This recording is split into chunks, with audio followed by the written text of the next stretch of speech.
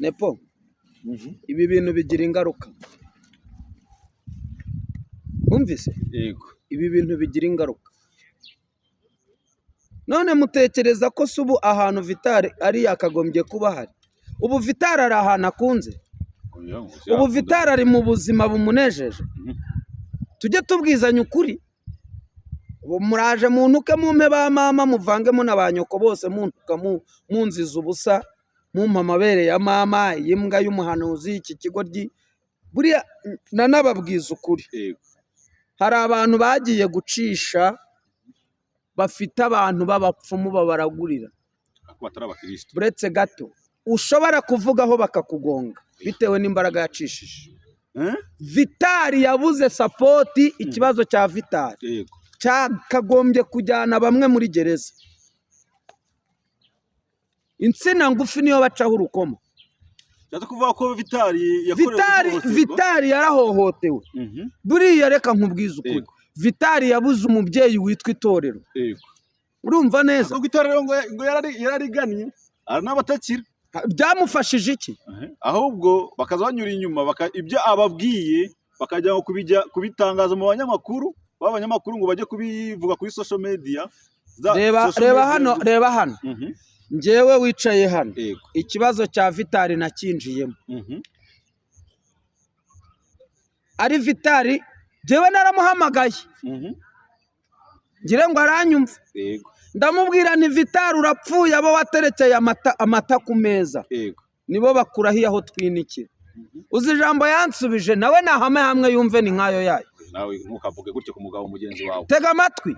Buriya abarokore ntimugonda ijosi ntimwumva. Naramubwiye ngo mu bantu. Ndamubwira ni Vital kuri telefone apana kuri kamera. Ndamubwira urapfuye waziwe. Yego yaziwe. Ndamubwira ni ko mbona ko Imana inyeretse urugamba ruguhagurukiye rwa Kasamutwe. Kandi mu bantu bari iruhande rwawe uzi ijambo yansubije naniryaho ngo nta muntu uri iruhande wanjye dufitanye ikibazo. Ni sawa. Wasanga ari uko atarafite amakuru. Muhamagara umubaze. Abyandike hano ngire ngo akibona isura yanjye. Icyo gihe nibwo nari maze gukora ikiganiro kuri channel ye. Impemburo ni iki? Impemburo. Urumva? Ndibuka icyo gihe nibwo nakoze ikiganiro kuri Yongwe. N'ibindi bisambo byari bifitanije na Yongwe.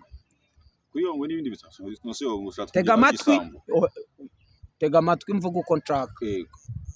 Icyakurikiyeho Yongwe nibwo yamuhamagara amubwira ngo siba amabere ya nyoko iyo mbwa wayijyanagahe. Yebivuze muri ubwo buryo. Tega amatwi ibyo ndi kukubwira. Hago njya mbeshya. Yongwe ahamagara Vital amubwira ati siba iyo mbwa. Ikiganiro cyamazeho iminota 30. Urumva? Yongwe niba erega kiriya gihe Yongwe yari afite amafaranga. Wibuke ko ari we wamanagingaga abanyamakuru yaricaga gakize. Ninde muntu wagiye gukorera ikiganiro kwa Yongwe atahaye amafaranga? Uzo amafaranga Yongwe yamenaga mu banyamakuru. Kigiye ko ntarazara. Ibi ndi kukubwira mbihagazeho. Urumva? Ayo mafaranga nahombyeho. Bari ikintu bise kashi. Urumva? Yego. Finally ikiganiro aragisiba. Yego. Nibwo niryamiye ngiye kubona mbona inzuki. Inzuki za danje n'amavubi byose biri gutuma ku mutwe wa Vital. Ndamuhamagara naranakangutse ndamugana rero Vital.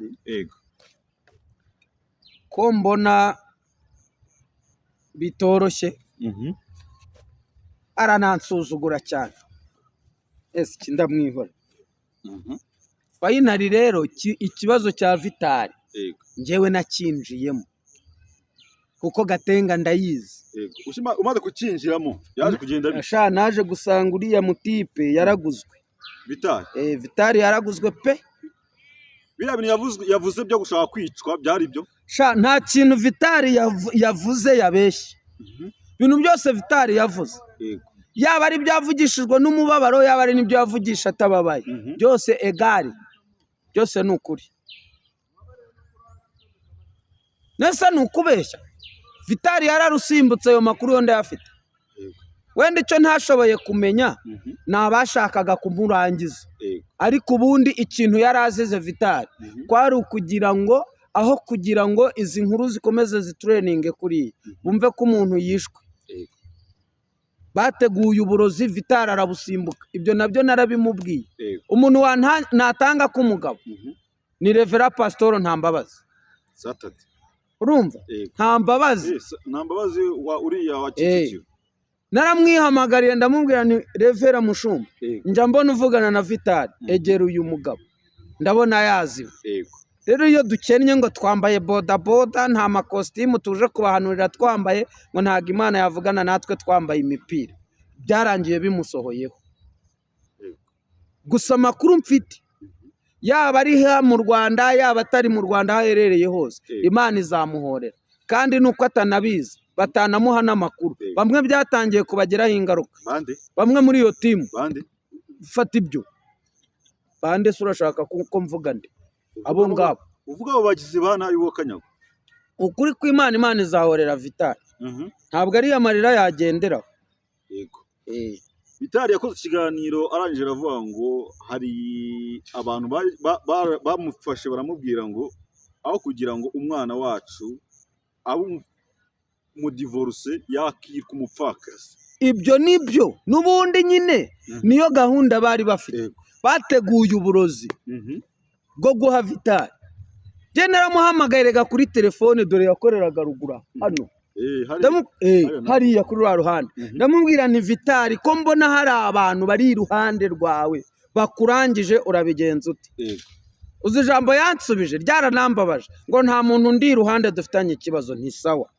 hamwe ngiye kumva numva ibintu byatogose byarenze igaruriro wagize umugisha wo kuba wahishurirwa iryo yerekwa ry'uko Vitali ari mu bibazo kuko utagifashe umwanya byibuze musengere kumusengera kuruta kubyihishurirwa nk'abimubwira se nari kujya kanyarira kunyarira y'ibiki mujye muhama hamwe mu gihe cyose Imana ibatumyeho nimwumve Bibiliya iravuga ngo nzabakina ku mubyimba icyo mwatinyaga kigize gute kibagezeho nawe ushatse kuvuga ko mwishima hejuru ntago mwishimye hejuru ariko nabo bajye bumva aho kubundi mbabaza ikibazo kuki mwumva ko Imana ikorana n'abambaye amasyuti bambaye za nkweto z'ibirenga bafite za iPhone hanyuma njyewe n'akarasharamye yanjye byatuma Yesu adakorana nanjye kuki musuzugura tuzabamenyera ku mbuto mwera mwamaze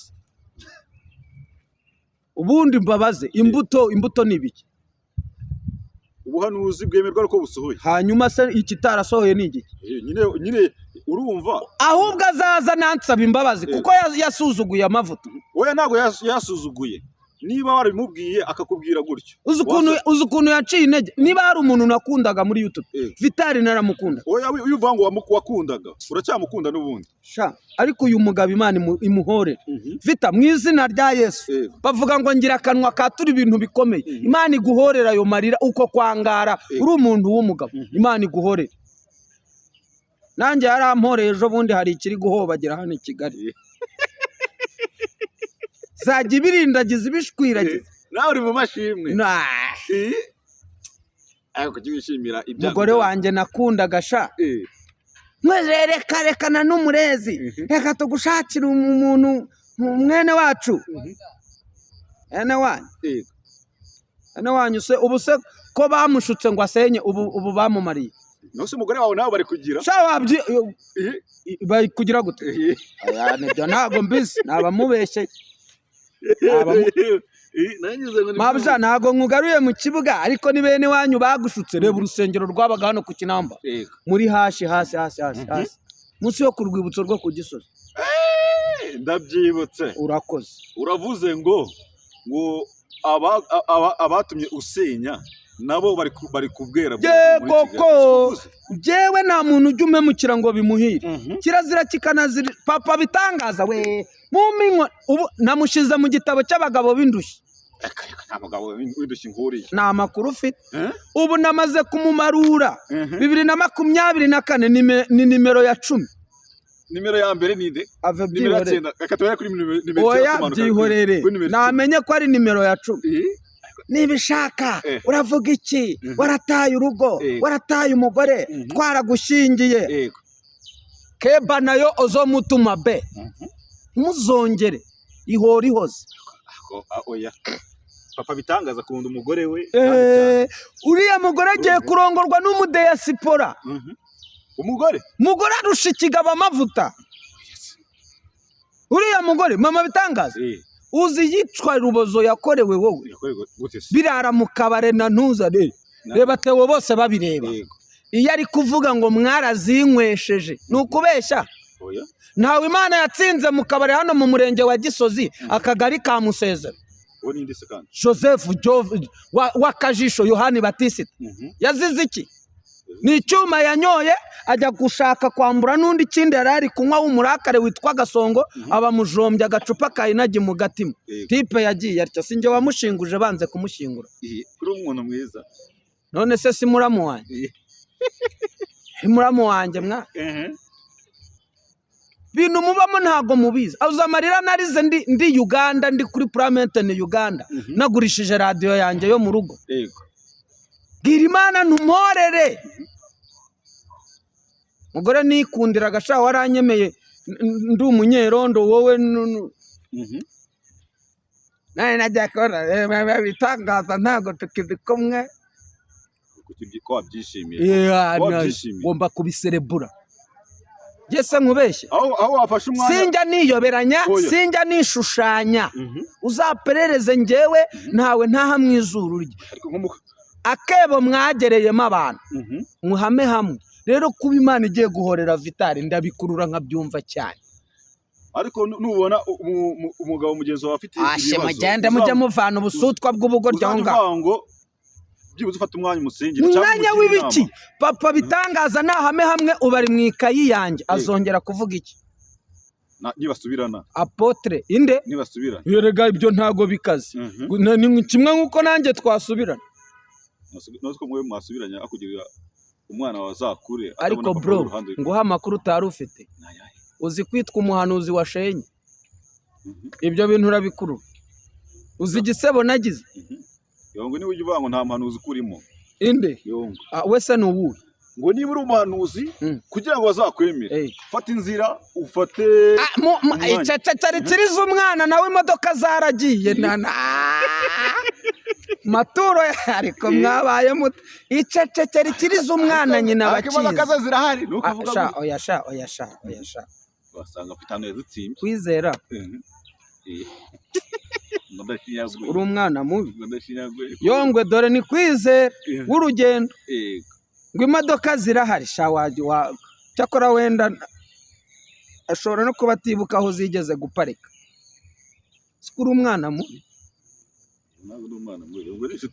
yamaze nta muhanuzi undimo nta muhanuzi kurimo aho kugira ngo ufate umwanya ujya gucyura umugore wawe ufate umwanya uza kubwiriza ni ihene njya gucyura se cyangwa ni inkikamwe anisoni ubundi hari ibintu muri gukina nabyo mutazi uyu mwaka ni ugutwikurura ejo bundi narababwiye n'ejo narababwiye ngo iya mbere irajya hanze hari undi muntu umwe wa nyuma wari usigaye wa 2024 yagiye kuri tele Vitali rero ibintu ari kuvuga bifite impamvu hari umuntu Imana igiye korosora kumushyira hanze n'amavideo yose samba ni Nyamata mu Bugesera abenura muri biro bamena ntuza machine laptop beditingiraho yego buriya ntago muzi ikintu Vitali ashaka Vitali agiye kure kuri miriro Vitali uzi ibintu Vitali agiye gukora ni nk'ibintu Yago yakoreye Jihad nasajya gukira ubwambure bw'abantu hanze video uza hano video yaturutse muri Canada kuri bya 30 aha muri Canada undi nawe abimenye ahita ajya kwishinganisha ayo makuru urayafite yahise ajya kwishinganisha kuri RIB utu video twanyuma dushyira hanze izo video zose ngena urazifite twarasibye zibiki oya ntacyo zari kumarira. nk'uwo muntu wagombaga kumuhamagara akamugira inama akamubwira ngo ibintu ntuza Vitali agiye gukora ni nk'ibyo Yago yakoze. Vitali agiye kurekura ikintu bise umuriro. birakwiye none uyu ni umwanya wo kwihorera, kubera ko hari ibintu byihishe mu murimo w'Imana bisirimba bitera biririmba nk'ibifite malariya y'imisaraba 8 kandi bifite abazimu bambariyeho. Vitali ngenda mushigikiye nkuri inyuma. Noneho nkubwize nuko umwanzi w'umwanzi wawe ni inshuti yawe. none neza mvuga ngo ntabwo nishimye nishima ndabuzwa n'iki njye kwiyoberanya aha ngaha ku mbuga nkoranyambaga bya bintu ntabwo tunejejwe n'ibiri kuba ni ukuri kose njyewe Imana ikwiriye kurengera uko kwiyoberanya sinjya niyoberanya. Felicitation papa bitangaza kuba nawe uryamye wenyine na ntuza aryamye wenyine, wumva uko bimera. Ega biriya bigabo byatangiye guheheta kubera amaturo menshi, uriya mugore akajya yihangana arenzaho miliyoni 10 ngo zirarusinga ngo iki miliyoni 10 ngo zirarusinga. Mama bitangaza njyewe amakuru mfite no mwiyerekwa, dore n'igihe akorera ikiganiro na Ezekiel hano naramwiboneye jewe. Uyu mugore afite umudiaspora umujyanye ugiye kumutereta, umva sha erega afite amavuta uriya mubyeyi. kuba afite amavuta se bivuze gusenya? None se ubundi washenye ninde wataye urugo? Umugabo niwe wagiye. None se nyine ako umugabo yaramubwiye ngo najyanye amagara yanjye n'umutwe wanjye nta kiri kintu cyawe najyanye. Inde umugabo none ntabwo mvise aje avuga ko barwaniye inyama yabasuye. Noheli aragira ati papa bitangaza akunda inyama n'umugore akazikunda kubi ngo nizo banapfuye. Ariko social media we umuntu wakuzanye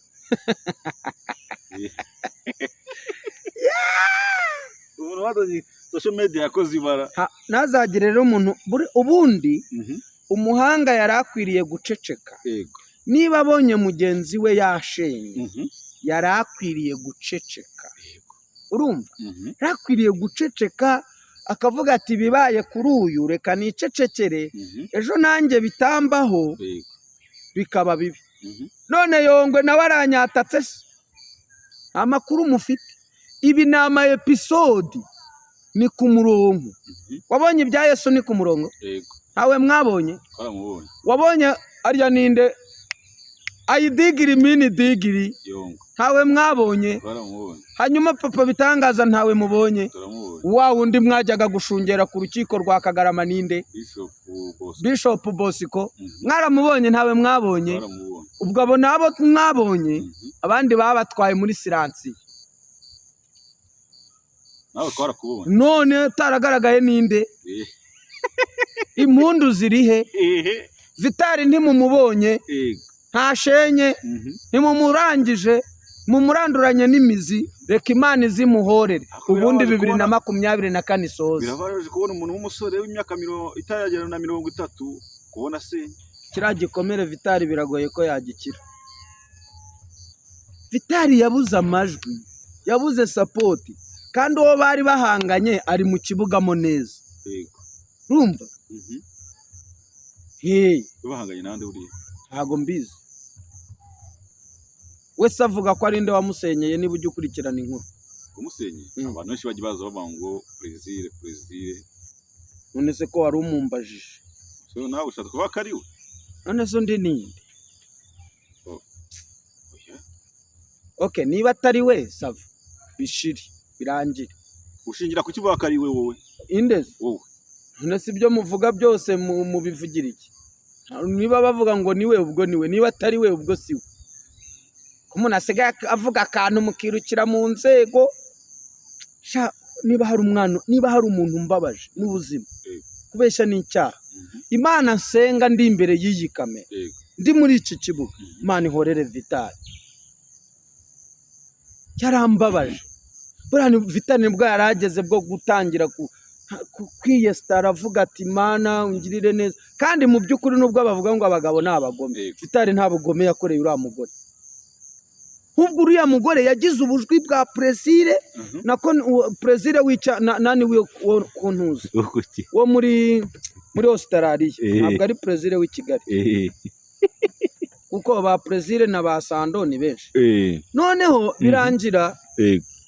birangira habayeho ikintu Plaisir wo muri Nairobi urumva apana uyu w'i Kigali wazaburisha ewan akajya karimi acomekamo utugamba acomekamo ubundi umugore wa Vitali yaganjijwe n'amajwi yandi ya Plaisir wo muri Nairobi apana uwo mu Gateka muri Nairobi bavuga icyongereza ni icyongereza n'igiswahili kandi umugore wa Vitali ntabwo yize noneho Vitali we akiyizira hano ku mbuga nkoranyambaga no mu tundi tuntu runaka atazi igihugu kiri kurwana n'ikindi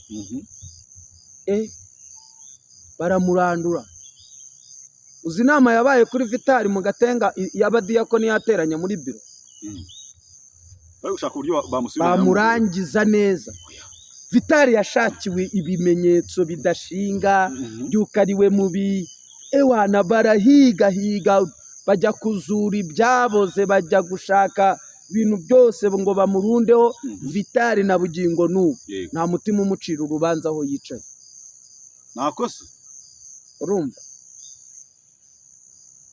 uri kwabonye za kuri social media akavuga ngo yaramukubita ariko ni Plaisir wamushutse wowe muri Kenya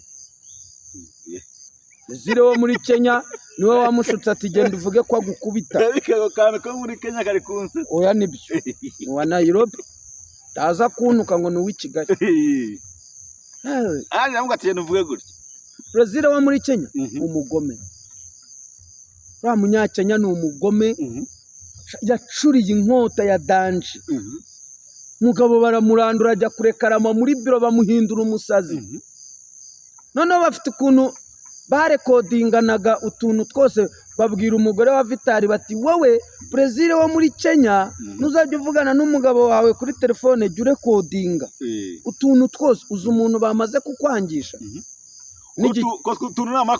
n'igiceri kiri umugabo muri Kenya imbeba yanyuraga mu nzu umugore wanuza agafotora ngo ni amahembe umugabo yohereje igiceri cyatamba mu mbuga ngo ni bene wabo baje kumutega uzi intambara Vitali yarwanye wowe ego umuntu utagushaka gushakira ibizibiti ayo makuru ntabwo yafite ndayumva byari hatari bwayibaze rero umusore banyawaza mu nzu mwewe munabara umugabo yohereje amahembe Vitali mu kiganiro yakoze uyu munsi yavuze ngo umugore wanjye nta kibazo afite nanjye nta kibazo mufiteho ahubwo ikibazo nuko agenda asuzuguye Imana wasuzuguye Imana ni Vitali nuko atihanganye gute nyine urumva gusuzugura Imana avuga nuko atahagaze kigabo nyine ngo arwane urugamba akanatorongera akagenda ubwo nibwo bugwari nyine we yagombaga kuguma mu murimo w'Imana agashinyiriza nese sibyo abantu benshi baje bavuga ngo Imana yamubwiye ngo uriya mugore ntago ari uwawe bande babimubwiye abahanuzi n'ubundi nabo batumaga ibi ni n'abazimu bazubake nibatubaka barore ikayi igiye no kuzura yawe se ikayi yanjye y'abagabo barushye igiye kuzura ariko Vitali ntago arimo sawa ubwo arishimye maze ni nimero ya 8 papa bitangaza aramukurikira nimero 7 ninde mfasha ave mwihore hari abo tutavuga ariko Mana yanjye abo tutavuga usigaye ukora liste y'abagabo barushye wowe uri kumenya kangahe jewe si nimero ya 3 nimero ya mbere ninde yore arabigiriye inama nimero ya mbere yitwa Habineza Eric apotre wakoreraga muri Yama uramwibuka basasiraga ibitenge hano ku Muhima ubu niyo nimero ya mbere nimero ya 2 nimero ya 3 turamuzi nimero ya 2 yakoreragamo hari rugamba yakoreragamo hano hasi mu Muhima nanone uwo nguwo nimero ya 2 wafatiwe niba ari muri Amerika niba ari i Buraya niba ari hehe iyo nimero 4 aho yageze aho. ariko bana yanjye Vital aragira ati hari abadiyakoni babiri bagiye begera umuntu bita Bishop Gerard baranje baramubwira ngo genda udushakira abajenerali bajye gutera ubwoba Vital. Vital yaragezaho yashakirwa abajenerali bajya kumutera ubwoba. Mbo amafaranga ntacyo adakora, ariko iyo hajemo generali ntago namenya ibyo ari byo, cyane ko na generali duhuye sinamenya niba ari we. Uwo mujenerali ntabwo ari uwo mu Rwanda, kuko inzego zacu zo mu Rwanda ntabwo zikora ibyo. Ntabwo ari abajenerali b'i Kigali, ubwo nabo muri Kongo. Yego.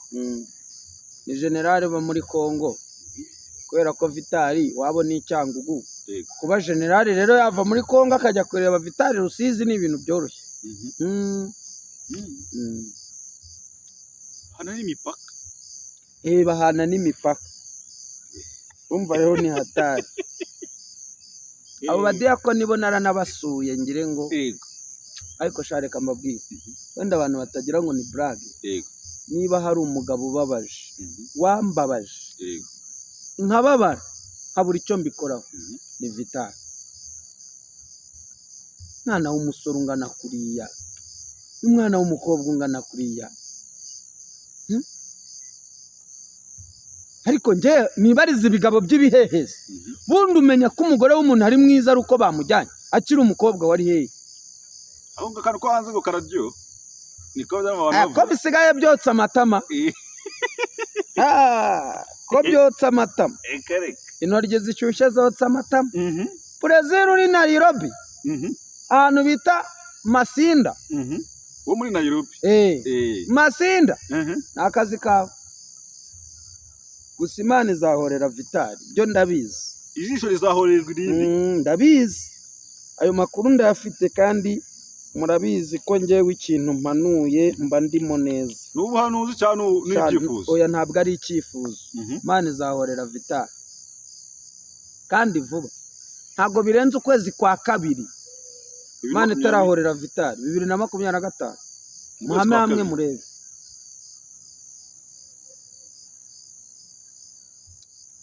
Ahubwo ni kera aho ngaho.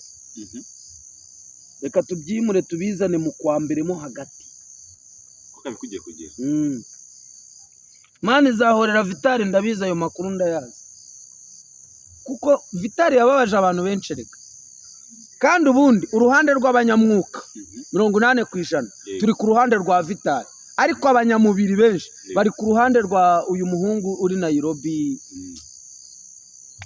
Aho hirya Masingo, hirya aho ngaho. Ako umuhungu ashansanga ari umukristo, ibyo bintu bamukeke atari. Oya njyewe abantu batagira ngo ni amatiku ba Brezil ni benshi. Ni nkuko dufite ngo zaburi yacu, zaburi ya mbere, zaburi ya kabiri, y'ijana 50, zaburi ni nyinshi. Aba Brezil rero ni benshi. Umubi wavuga ngo ni Brezil ntaganzwa, undi we ntago irindi ndizi.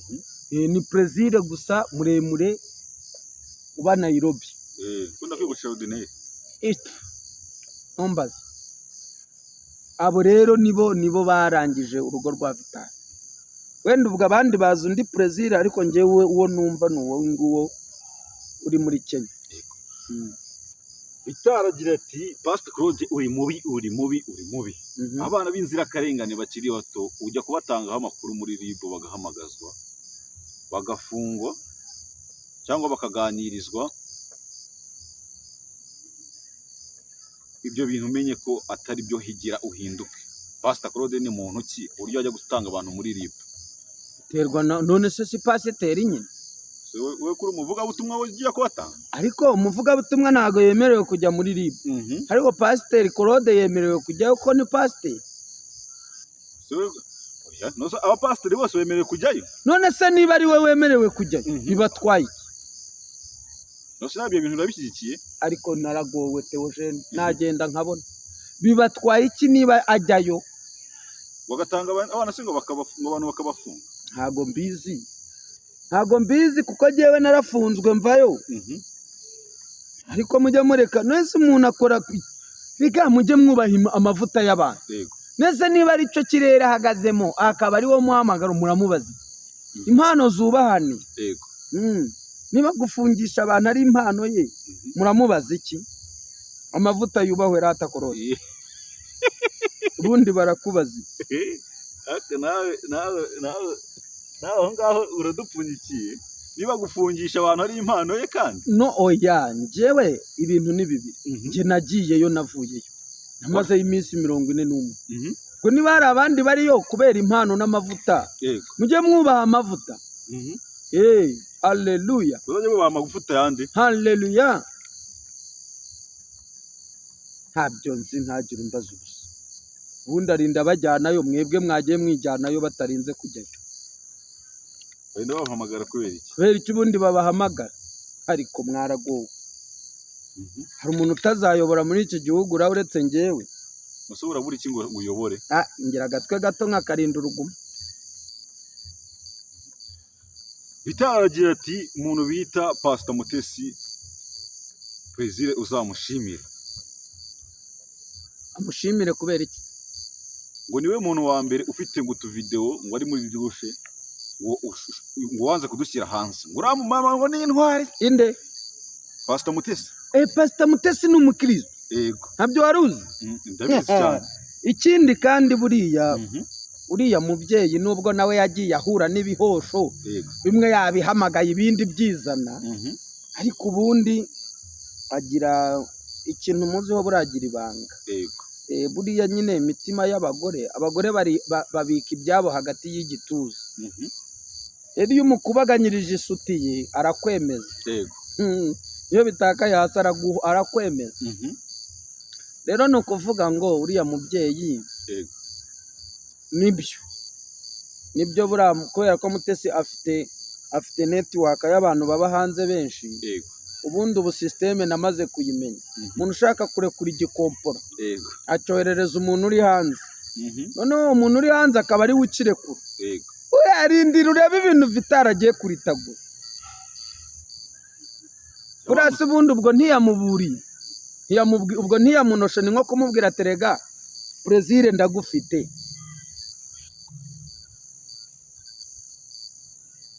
Urumva akantu yanobyemo? Atuzashimire Pastor Mutesi. Niwe muntu wa mbere ufite video zawe wazibitse. None ze Vitali yabwiwe n'iki ko uri muri dushe? Oya nibyo. Urega no muri dushe. Na garase niba ari ibyo hariza afite. Ziriya mugabo se? Ndabizi neza, ariko njye namugiriye inama namubwira ibi bintu bisibe. Rega bararwanye muri office bamena machine. Nabyumvishe. Abantu bavuga ngo muri biro ngo bamenye ngo machine. Bamenye machine. Ese kumbe naho bavugaga. Ariko garase yambereye imfura aranyumvira arabisiba. Namubwiye ni uri umukozi w'Imana se bakasiya. Garase umukozi w'Imana. Oya yamuciriyeho ishati mu munuza. Muri biro. Machine barayimena baguze indi. Buriya amasengesho yarageze kure. Bari mu mwuka w'ifuhe. Bari mu mwuka, ntago bari gusambana atagira umuntu ujya kundega ubusutwe. Bari mu mwuka w'ifuhe. Plaisir rero yagombaga gucaha bazimu bamwe bari muri garase nawe yirukana nyabingi ziri muri Plaisir. Umwuka aramanuka bemeza gukirana sinjye wahera. Ariko mwaragowe. Niyo mpamvu ninjya kweru, ninjya gukora mabi. Ibyo ndi kubona ba Niyo Patrick Nganzo bari kunywesha byeri amatasi. Ari abahanzi muri gospel. Oya nzerura. Kunywa inzoga ni icyaha? Erega kunywa inzoga reka mvuge ko atari icyaha. Kuki mwububa? Kubera iki mutaba proud y'ibyo mugiye gukora? Uguza indaya. Arya ngo ni indangamirwa. Yego ni indangamirwa. Ntabyo murangamira. Uguza indaya urayishyuye. Urayirishije urayinywesheje. Ukayirongora wububa. Erura.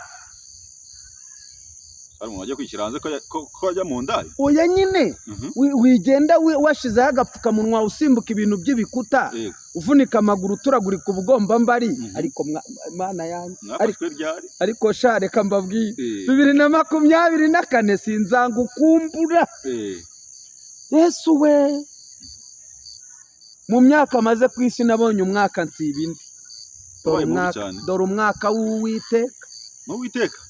dore umwaka w'Imana, dore umwaka w'umwaku, dore umwaka w'ishungura, dore umwaka wo gutwikura. Yego. Dore amabandi ngo arajya hanze, Mhm. dore ibisambo ruharwa ngo biramenyekana, Yego. dore indaya, dore inkozi z'ibibi, dore abapagani biyorosha ijambo ry'Imana. Mhm. Mana, iyo uvuze nsigaye ntinya guhanura, Mhm. biteye ubwoba. Ko Imana ivuze yikuvugiyemo uravuga. Mpamvu yo kugira ubwoba. Nepo, reka nkubwize ukuri, Mhm. nabonye ibintu nsiba ibindi. Yego. 2024 Yego. yubahwe, ariko sinzayikumbura pe. Wari ukomeje kuri Grace ufite amakuru yuko mu minsi iza kuza we n'umugabo we bari buze kwimikwa kuri ku pastor Wayakuye he? mu gihugu cya Uganda.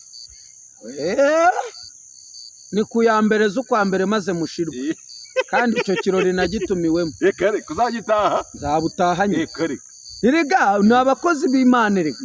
Buriya njyewe dore ikintu gituma nshigikira Grace na Ephraim, reka mbivugire hano. Murabe muntu kwe ngo mwese muri bimwe turamaze. Nkunda umuntu utiyoberanya. Bariyoberanyije. Babigenjeje bate? Grace iraje kuri social media. Aje avuga ngo dore impeta y'ikinyoma nambiswe mu buryo ntazi. Yes. Nyikuyemo. Nyine kwari kugira ngo azimye umuriro. Gukuramo impeta se no guhandura umuntu mu mutima wawe. Uki bigaragaza ko utari kubera iki? Cyo ni ikibazo. Hanyuma niba nyuma Imana yaramusanze ikamubwira iti subizamo impeta, yari kuza akabwira abakunzi be. Abakunzi be so bundi muramugaburira. Ariko ntube mu kinyoma. Ikinyoma ciki? Ikinyoma cyo kuza ngo amakuru utari ufite. Niba hari umuntu ufite urugo ruryoshye ni Grace. Nawe na Ephraim. Bameze fresh, bameze neza. Sheri bebe yumi, kandi narababwiye nuriya mugore ni wunyuze Ephraim mu mpindura umusazi. Hari umuntu muhuza nshuti yanjye akaguhanduramo ibikomere byose by'ibirarane. Rindira Yesu nkubite paso ubundi nkwereke. Katari gukubita suvana kwe. Rindira nkubite pase. Ambwira ati Teoje, gahunda yishuka kwaje kwapura, nkwiciye umwaka wavukiye 9 afata umuntu. Umukozi w'Imana ako se profete Theo. Nawe uvugisha ukuri. Umuntu w'umugabo ataye abagore bagera muri 3. Niyo baba 1000. Wowe mujye kwihanisha Salomo wari ufite 101. Ephraim yigeze agira 7. Yamukura ubusutwa aho ngaho. Bundi mujye mureka mbaye ikinyarwanda nimwe muba mwanyihamagaye. Hari ibintu ntajya mpuza namwe. Dawidi yari afite abagore bangaye. Mugende mumwigishe yihane, azuke yature. Muhamagare Salomo azuke yihane. Mukagende ku buzima bw'umuntu. Ushobora kujya muri butike ya mbere ukaguramo umugore umwe akagutesha umutwe, ukajya mu yindi none ugasanga ni nyabingi wazanye, ukazenguruka amaduka yose ushakamwo umugore, kugeza igihe uzagwa ku ipaki yawe wari warabuze. Niba ari umunyuze muceceke, mufunge cinwa munyamanze. Ephraim niwe unyuze Grace niwe unyuze Ephraim. Umaze igihe kingana cyo gutandukana n'umugore wawe? Njyewe kuva 2015. 2015 turi 2024. Ashize imyaka 9. Wese kutashatse undi mugore. None se umugore n'umuganga aramunyandikiye cyangwa umugore niye nizananira nkayisubiza ku isoko? None se urawe ni abagore ni imiti muganga yamwandikiye? Wenda we afite ikibazo yaragombaga gukemura. Aho mwabayemo. Ariko arashukana. Wowe kutarongora? Njyewe ko ngira umwana, ko ngira muto. Mwana. Njye ntago ndagira ubushobozi bwo kurongora. Nanjye nimbugira nzashaka. Ese ko nazize ubukene. Papa bitangaza akabwira mushiki wati mushiki wanjye. Umweke mbadage wanjye. Inzara itazagutsinda kuri uwo mukiga. Reka tugushakira umwana w'iwacu rusizi ufite amafaranga. Nuko murasebye mwese kimwe.